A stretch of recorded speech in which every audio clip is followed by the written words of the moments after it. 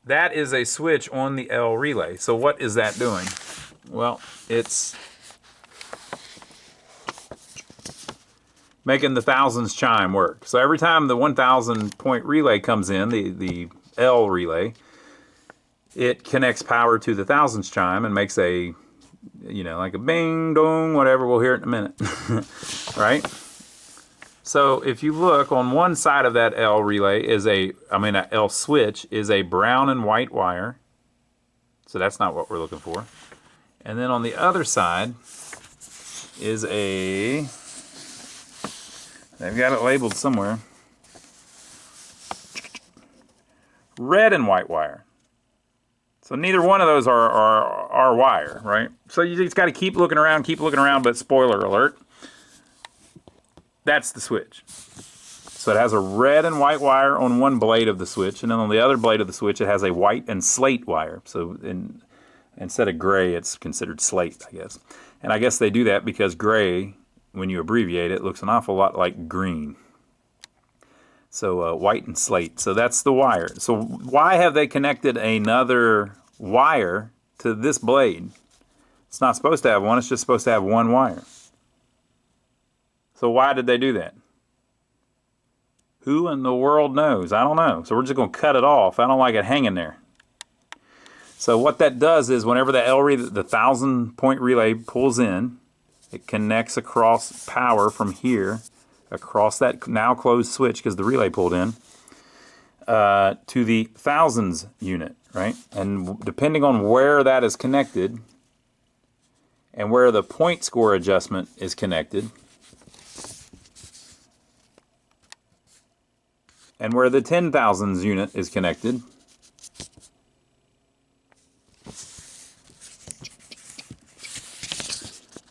it will give you a replay. So that's used in the portion of the design that basically the high score. Whenever you get a high score, you win a free game. So they added an extra wire to the line that, you know, it doesn't make any sense really. But for whatever reason, there's an extra line hanging off there. I'm going to cut it off. It's gone. Somebody added that. I don't like their hackery. If you watched the previous video, there was also hackery under the playfield. If you didn't see that, go back and check it out.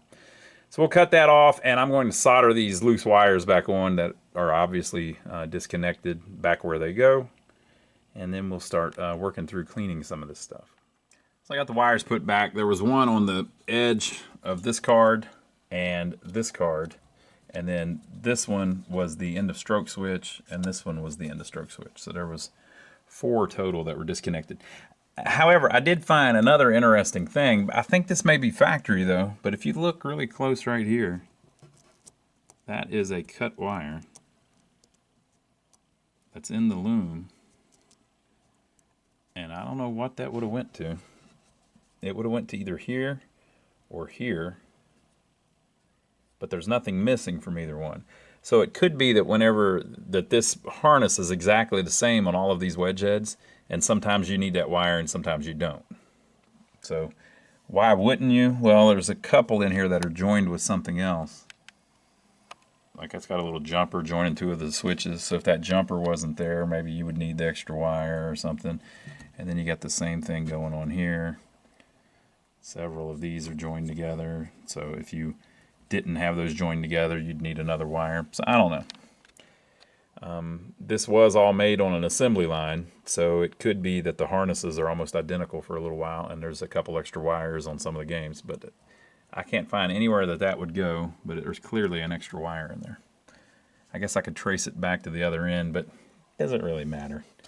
As long as the thing works, I guess it doesn't really matter. Okay, so I soldered those back, and then I went through and I cleaned these 5 relays. Now this one is the same thing that we did under the playfield. It's one of those little stepper units, the small step unit, I think is what this is called. And it's used for matching and things like that. So if you didn't see the video of us doing under the playfield, we already worked on one of these in this video series. Every time this coil pulls in, it pulls this little plate up and makes it march forward. Now on this one there is a board on this side and a board on this side, and there's plenty of wires, so it has 2 Jones plugs. But you can take the whole thing out and clean it. We cleaned it up. It's working great. The relays here, this one, which I believe is the 10-point relay, one of the switches wasn't touching. It was the one all the way at the top, which might be for the chime. So I adjusted it a little closer as I cleaned it. That leaves us our 4 score reels that we still have to go through, this unit, and the credit unit. So we're slowly marching through it.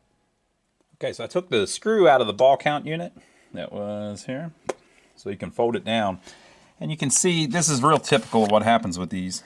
If this plunger pulls in, you get movement, but this one is locked slap up. Okay, and watch when I pull this one in. See how that, like nothing's moving right. So this is all jammed up. You can take this all apart if you'd like. Sometimes you can just oil it and work it back and forth and get it to free up. But it, basically with it frozen like that, nothing's going to work right. So this plunger is stuck in, because that's how the thing was left. Get that out. There we go. Got it to move a little bit. So you can oil it and work it back and forth, or you can take it all apart, disassemble it, clean it all, and put it all back together. But you've got to get it where that moves properly. And as that moves, of course, it moves this around. Right? So let me work on it a little bit, and we'll see if we can get it to step up and step down like it's supposed to. But this is the most important part of repairing them. You've got to get these stepper units where they move properly both directions. And you've got to get these Jones plugs cleaned. If you do that, almost everything will work. Of course, you've got all the switches on the relays, but your problems are almost always on the Jones plugs or the stepper units. All right, so with a little bit of oiling, everything's moving freely now.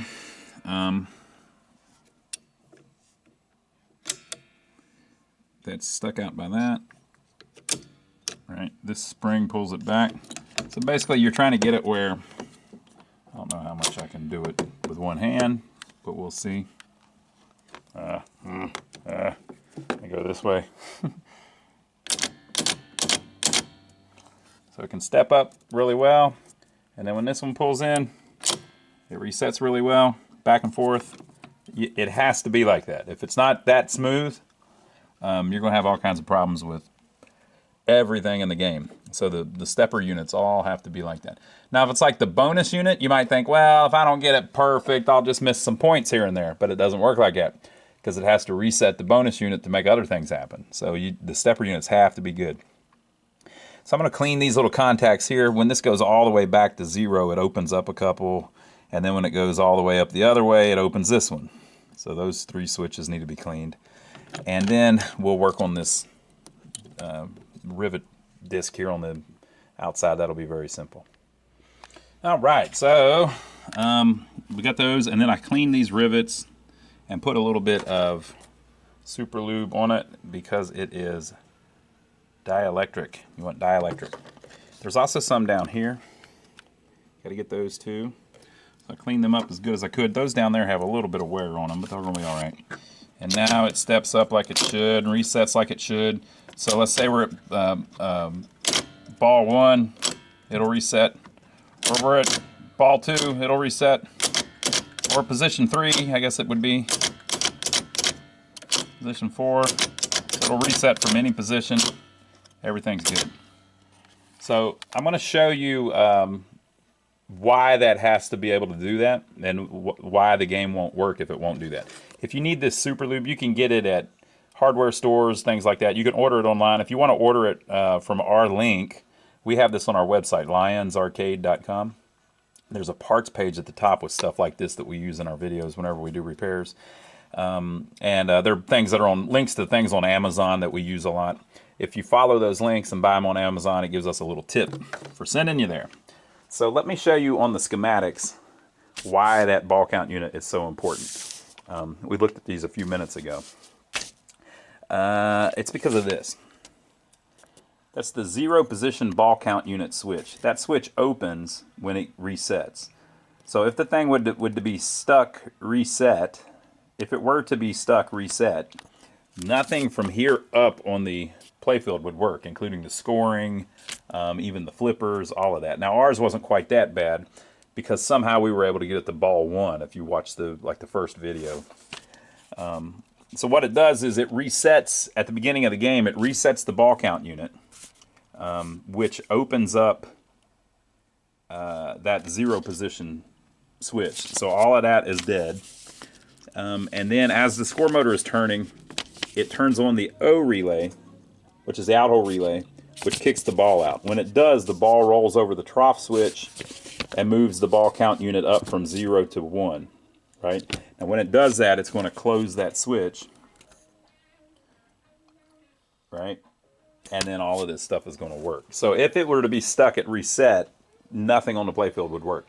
So ours has been doing some of that, and some of it has been working. But so we got that going good, though. It's an important part. Next up, I think we'll start working on the score reels. So let me pull one of them apart, and we can have a little look inside.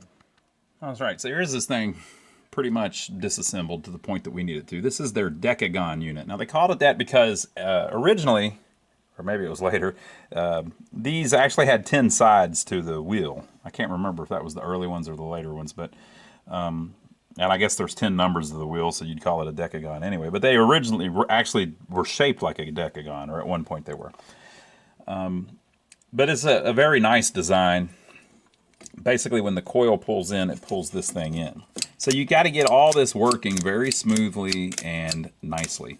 Now, the problem you'll see a lot of times on these, I'll just show you a few problems, is someone has sprayed WD-40 on them. If they've sprayed WD-40 on them, it's the biggest damn mess, because WD-40 works fine for a little while, and then it dries, and once it dries, it's like glue. And so it just gums everything up and is the biggest freaking mess. So if you've got WD-40 on it, you're going to have to just take all that off. It'll be like yellow, and it'll be real sticky, and the stuff it won't move right. So on this part where it's nylon on metal, I don't put anything on it. I just leave it clean, right? Sometimes you'll have this little washer here. We'll also have a bunch of crap on it, which means that it can't move well whenever it's sliding on the nylon below it. If it's nylon to nylon, you don't need any kind of lubricant at all. There went my screwdriver. Luckily, I have long arms. So the next thing that's on it is a little spring, and this is kind of tricky to do it this way. There's a spring, same thing. You need it to be clean, not have a bunch of grease on it. And then this thing goes down on top of it. This allows the wheel to spin one way and then not the other way with this little ratcheting thing.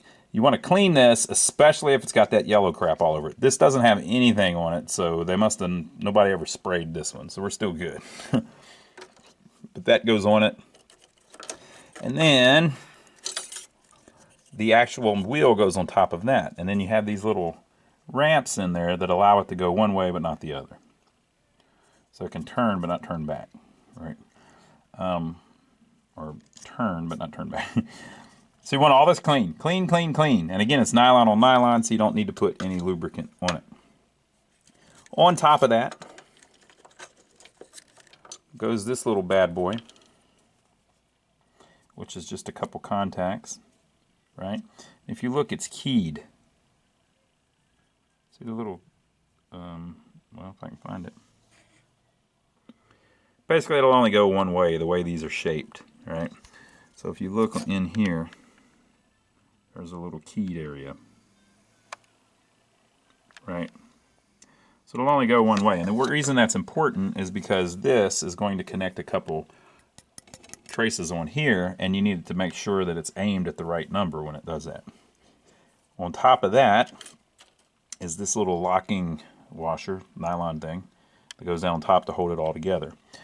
And then all of that gets smushed down and held in place by this board, right? Which allows that to poke through. And then there's a little washer and E-clip that goes on that. So basically you want everything to be clean. Another thing you will often see is this little piece bent right in the middle. This is factory. This is exactly how it's supposed to be. It has a bend right there. And that's about right. Now if you look, see how it's bent so that that is pretty much level, right? That is used to grab this, again, so it won't go backwards. So, you got to get all of that clean. Finally, you have to get this little rivet board, or whatever you want to call it, this little PCB, you have to get it clean so that it makes good contact on the copper here. So we'll clean all that up, and we'll use a little bit of the super lube again. And when you put this down in there, you have to align that with those gears, like that, so that whenever it pulls in, it's turning it, just like that, right? So it's kind of complex, but once you mess with a few of them, there's no big deal. I've done probably 2,000 or 3,000, so I'm about sick of them. Ugh. 4 more, oh boy. All right, so I got it back together, and I'm going to show you, if you pull on this little thing, you're basically pulling the coil back. If I can get a good grip on it. See how snappy it is? And it clicks, it's got that cool click sound. That's how you need it. It needs to be that free. Now, the other thing that it's doing, I know this is pretty complex, but there's a little lever in here that rides inside of this thing. There was yet another track in there that little lever is riding on. And depending on what little number you're at, it makes that lever do different things. So the lever is attached to these switches. And as you can see right now, it's got the bottom switch open and the top and the middle switch there closed. There is also another switch that goes on top of this on some of the other score reels, but for this one it's only got the two. See how the bottom one's open, it's not touching, but the middle one there is. That bottom one, well, both of them, there's actually two blades. There's one on this side and one on that side, two sets of blades. And they're connected to the same spot, so it's just a redundant thing to make sure that one of them, the two of them, is working. So as it goes around, we're at 5, we're at 6, we're at 7, we're at 8. Now watch when we get to 9. So at 9, the middle one stays closed, the bottom one opens up even more, and if there was a top one, it would have just closed. So that's the carryover switch to make it so that the next time that this fires, since it's wired through that top switch that's missing on this one, it will make the next reel move up one position as well. And then whenever you get to 0, look at that. It opened up the middle one finally, and it closed the bottom one. Right? And so when we get to 1, the middle one will be closed, and it will stay like that all the way through. Then when we get to 9, goes up, 0 goes down. Now why does it do all that? Because it's controlling things with it. That's how it knows what number it's on. Basically, this board here is only used for the high score. Or actually, yeah, high score, this particular board. And those switches, one of them is so that it knows when it gets back to 0, that switch opens, so then it knows that it's at 0. And the other one is to turn on a relay or something. I don't know. I'd have to look it up. It's a little different on each machine. And then the one that goes up to that closes at 9 is to carry over to the next reel. So since this is the last reel, it doesn't have that switch, because when it gets to 9, it doesn't have anything else to turn on. So that's that one. I'm going to work through the rest of them, and there's one hid right here I got to show you that's a little bit different. So I did the first two, and we're down to that weird one. So one of these doesn't have the board on it because it doesn't need it.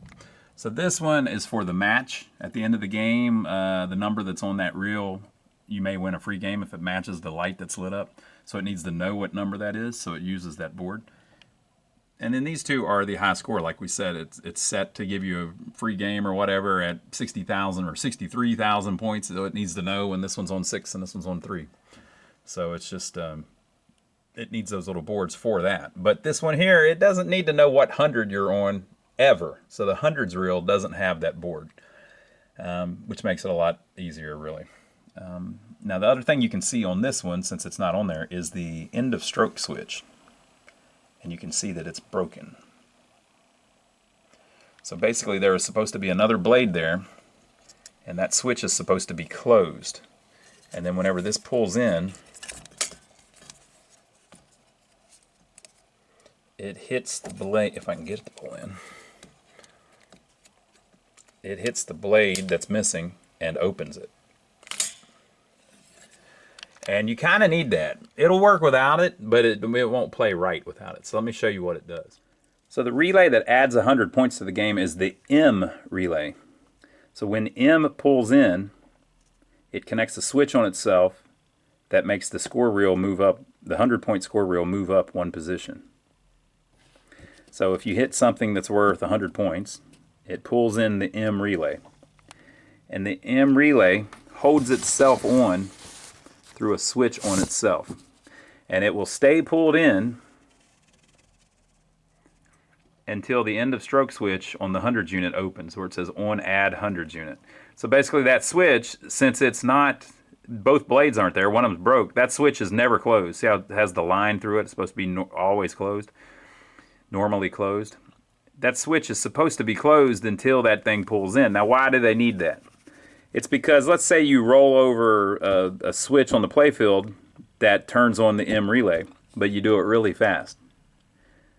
Well, you're only going to provide power to this thing for just a split second, and it's not going to be energized long enough to energize the score reel and make sure it pulls all the way in and that the thing moves over one whole number, blah, blah, blah, blah.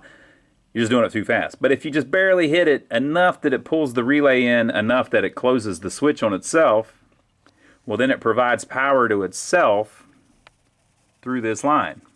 And it'll stay like that, so it will lock on until the switch opens at the end of the, the electric path, which is basically when that coil on the score reel pulls all the way in. So if this switch is missing, what'll happen is you'll score like 300 points, but only 200 of them show up. Or sometimes you'll roll over a switch and you don't score any points. You might even see the score reel slightly move, but it won't move all the way, right? Or it'll get hung halfway turned, and then the next time that you get 100 points, it turns one whole position, and you only get one hit for two different scores. So it just makes the game play better. Without it, the relay doesn't lock on properly, and so the timing's messed up basically. So you got to replace those. So I'm going to add a switch back in to replace that one that's missing. So we're down to the last one, which is the 10s, and these end of stroke switches are all jacked up in this machine. Someone has turned this one around so that when it pulls in, it closes the switch. Well, that ain't how it goes. And then the other thing they've done is they've replaced that blade, but there's no rivet on it. And the reason they did that is because it's hard to find one that's the right length where the rivet's in the right spot, the contact. Worst case scenario, you can take some solder and make a little blob of solder on there to make a contact. It's not the best way to do it, but it will work. If you think about it, the wire is soldered right here. Solder conducts electricity, so you can make a contact out of solder if you want, and it's pretty easy to do. So a little blob of solder on there, and maybe file it down kind of flat where that contact hits that contact would be better than the way they've got it.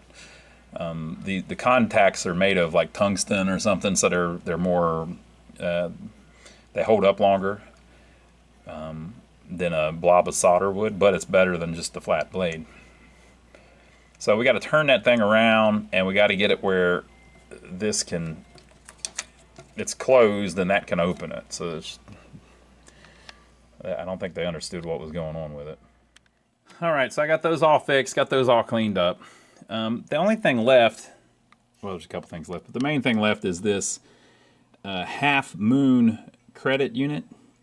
And they call it that because of the way the front works. There's basically two coils down in there. One of them moves the number, and one of them moves this little shield that's over it. And it's just, they did it like that so that they could add and subtract credits, basically, during gameplay. So it has to do with winning the special and all of that. I don't know why they had to. It's a trick little unit, but I never have trouble out of these.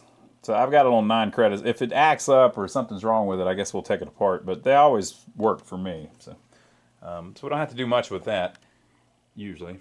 I haven't changed all the light bulbs behind the back glass yet, and I haven't cleaned the back glass. But we're at 13,910. Let's see what happens when we hit start now. Let's see if we get any more gameplay than we got before. I just plugged it in, so none of these lights are on. Let's see if it resets all those scores. It did. And then everything died. So let's see. We're all dead. You heard something go glunk and reset. Our 1, 2, 3, 4 is on. Our 1, 2, 3, 4 is on, and we're at 1,000 points. So we're not to the point yet where it will start a game. We've still got some kind of crap going on. I had this up on position 6 purposefully, and it did reset it back to the bottom. I wonder if I didn't have the ball in there, which means this can't step up because that's what steps that up. But it should have reset all of the score reels. Let's see why the score reel. Let's see if I can figure out why the score reels would stop resetting in the middle like that. So we'll see if we can track it down. So here are the score reels, and see how it says 10,000 unit run out. That's that switch that opens when you get to 0. Well, we didn't get to 0 on 2 of them, right? And what makes that happen is this AX relay. So see how the AX relay has a switch on all 4 of them? That's because that's the reset. So on the schematics here, they're saying the AX is the reset completed relay. Okay. So 4 switches on that, and that will hold in as long as motor 1A, or those will reset as long as motor 1A is turning. Motor 1A pulses 5 times, so it'll go click, click, click, click, click, right? And then the motor stopped. All right.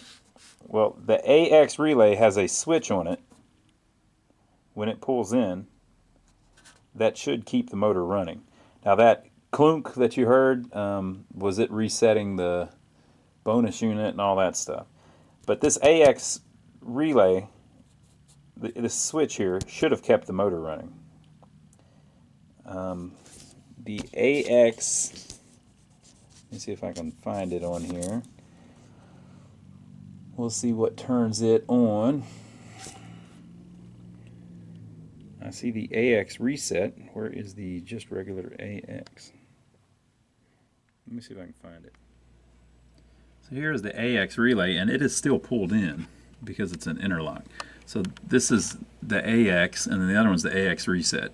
So the AX relay is still pulled in.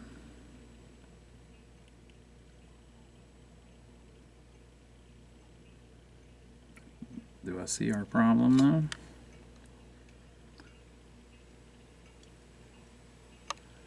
See that switch? It's pulled in, but it's not touching. That may be the one that turns on the motor. Let's see if I can turn on the motor without electro-killing myself with a screwdriver. Oh, please don't electro-kill me.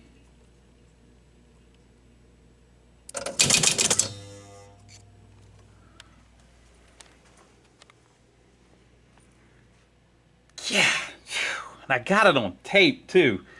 Whew, I even filmed it with my tape recorder. Oh, wow. Can't believe I got that on film. All right, so I adjusted it a little bit and I put them back on 1. Let's see if it'll work. Beautiful, beautiful. Now, it did not set up to ball in play number 1. Why is that? That's because, as we saw earlier, the ball actually does it. As the ball leaves the out hole, it hits a switch in here called the trough switch, and that's what does it. So let's drop a fresh pinball in it and see what happens. All right, so theoretically, when I drop this in here, it should turn on the O relay and then kick the ball out. Or it'll do something like that, right? All right, you saw what happened. Ball went in and landed on the switch, turned on the O relay, which is the out hole relay. It turned on the motor, you heard it click, right? It kicked the ball out. As the ball traveled, it hit a switch, and in the back box you heard a click,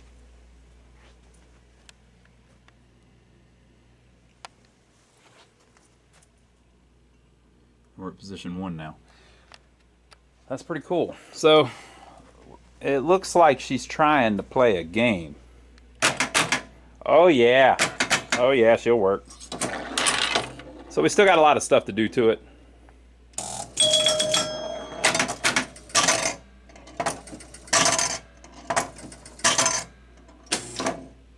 Ball in play 2. You heard I had trouble kicking it out, so it needs some work.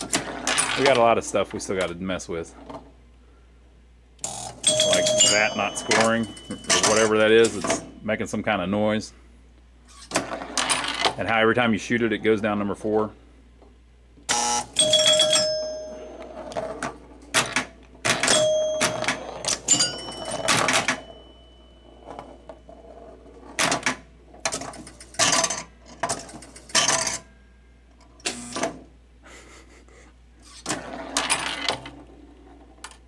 And I think the 4 light didn't go out and the 3 light just didn't go out. So I mean, it needs troubleshot. We still got plenty to do on it, folks. It's like the little engine that could. I'm tempted to hit it with my hand, but it'll hit you in the back of the finger. You don't want to do that. Or ball and play 5. Let's see if it'll go to game over.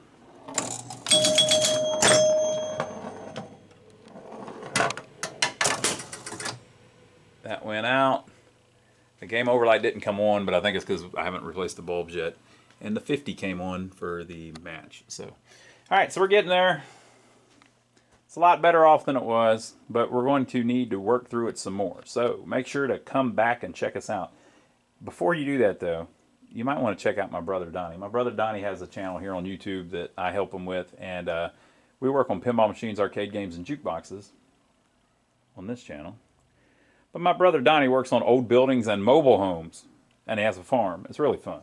So I'm over there with him a lot. Go check that out if you haven't already. And if you like this Abra, Abracadabra, which was obviously named after the Steve Miller song, if you like this cool old Gottlieb wedgehead, this is not the first one we've done. Well, it's the first Abracadabra, but it's not the first wedgehead we've done. So if you want to see a video on another one that we worked through, check this one out. We'll see you on the next video.